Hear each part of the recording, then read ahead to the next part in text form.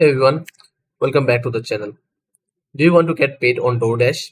Here's how you can easily add or update your bank account inside the Doordash app.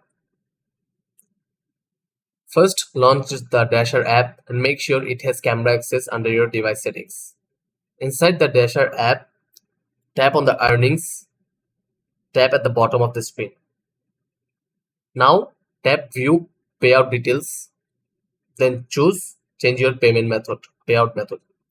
Tap Add Bank Account, then enter your checking account details, routing number and account number. This app will ask you to verify your identity.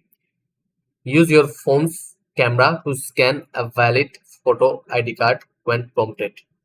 A two-step verification code will be sent via text. If you don't get it, you can choose to receive it by mail instead. Once verified, tap Submit. You will see a success message confirming your bank account has been added. Payments are issued every Monday and may take 1 to 2 business days.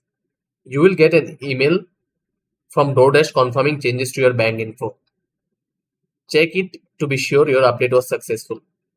And that's how you add or update your bank account in the Doordash app.